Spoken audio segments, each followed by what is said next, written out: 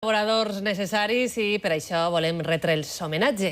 Les seues dades sobre la pluja, la neu, els llamps caiguts han ajudat a informar l'espai de l'oratge d'esta casa durant un quart de segle. Sí, parlem dels homes i les dones, del temps que a través del telèfon, de les seues fotografies, de les xarxes socials, ens han servit per a obrir una finestra i visitar el seu poble.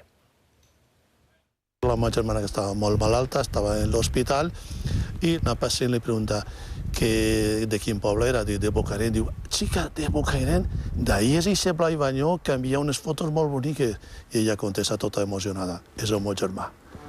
Blai Banyó és Don Blas, el mestre d'escola, jubilat amb 64 anys i amb una doble afició, la seva Pentax K52 i el cel del seu poble.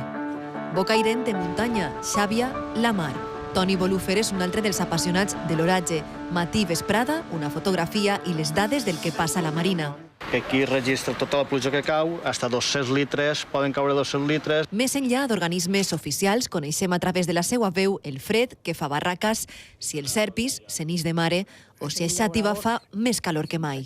Dia rere dia, des de fa 24 anys, ens fan arribar per telèfon i ara, últimament, és clar, també a través de la xarxa, les dades meteorològiques del seu poble que ens permeten seguir la situació meteorològica pràcticament en temps real.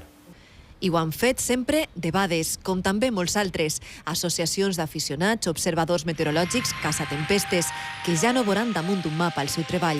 Hay un grado de detalle que, por ejemplo, no puedes encontrar en televisión española. Y además, otra cosa buena que tiene el Oratge es su Facebook, que te permite interactuar con los presentadores de la cadena de una forma cercana. I a no ser que aquí hi hagi alguna desgràcia, algunes situacions de gotes fredes que cauen barbaritats de pluja, llevat d'aquests casos ja no sabrem res més. Pues és lamentable perquè veus que això per als valencians, per a la gent que viu en el poble, és una finestra al món.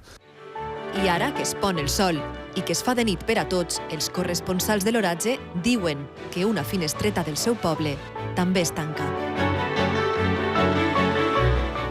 Confiem que no